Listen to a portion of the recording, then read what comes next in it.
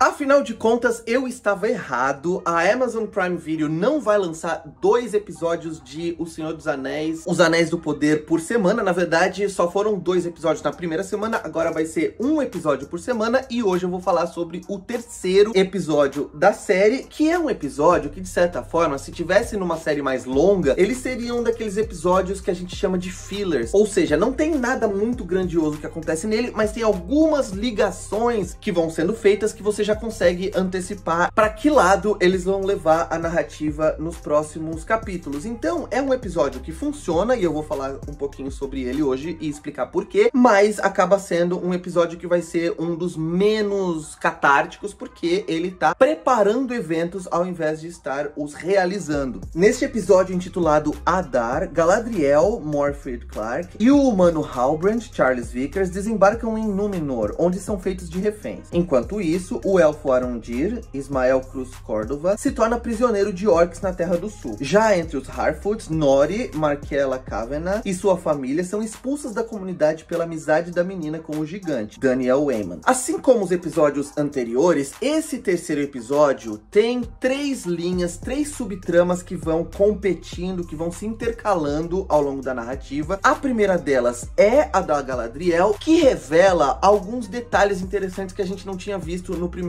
episódio ainda. Em primeiro lugar, o companheiro dela ali, né, que o acaso acabou unindo a ela, que é o Halbrand, a gente começa a descobrir, ou pelo menos suspeitar, que ele não é um ser humano tão comum assim. Talvez ele seja um rei, mas um dos pontos que eu achei mais interessantes desse capítulo é que ele deixa bem claro como a rivalidade entre todas as espécies na Terra-média e arredores, e também entre todas as dinastias, sei lá como dá pra gente chamar, e todas as raças de humanos já são baseadas num medo, num pavor e numa desconfiança que essas espécies e até que as raças humanas têm umas com as outras. E isso me parece nesse 3º episódio que vai ser um dos temas que vão ser desenvolvidos ao longo da temporada. Já do lado do Arondir, a gente tá cada vez mais se aproximando do Sauron. Inclusive, isso eu vou falar aqui, né? É óbvio que essa crítica tem spoilers, porque você não vai assistir esse vídeo se você não assistiu o episódio ainda. No final desse episódio, a gente vê pela primeira vez o Sauron, mesmo que ele esteja ali ainda nebuloso. A gente vê com uma cena desfocada, mas a gente já vê a silhueta dele. E o Arondir acaba assumindo uma liderança um pouco maior. No episódio anterior eu falei um pouco da humana, que é a namorada, sei lá, que tem um relacionamento com ele. Hoje ela nem apareceu, mas ele acaba assumindo um protagonismo um pouco maior. E tudo indica que ele vai acabar se juntando a Galadriel e também ao Halbrand nesse confronto que inevitavelmente eles vão travar contra o Sauron. Eu gosto da maneira espelhada com que o roteiro trata essas 2 subtramas, e elas têm meio que as mesmas batidas. São 2 histórias de sequestro e que acabam culminando mais ou menos da mesma maneira. O Arondir vai conseguir escapar e provavelmente a Galadriel e o Halbrand já estão também muito próximos de conseguirem fugir de Númenor. E de certa forma, a Nori também passa por algo parecido, porque ela acaba sendo, como vocês perceberam ali no final do filme, deserdada, pra usar uma palavra aqui que eu acho que mais se aproxima do que acontece, daquela comunidade dela, e ela precisa fugir junto com a família, e provavelmente ela e o gigante, que a gente ainda não sabe quem é, também provavelmente vão cruzar o caminho da Galadriel. Esses personagens são os personagens que vão formar a Sociedade do Anel deste Os Anéis do Poder para o confronto final, e esse filme aqui, ele tá mostrando pra gente onde que esses personagens estão indo, para que a gente possa já antecipar o que eles vão representar no confronto final, que eu acredito que vai ocupar talvez 4 ou 3 episódios mais pro final da temporada. Gosto de como esse episódio é o mais violento da série até agora. Tem 2 cenas ali,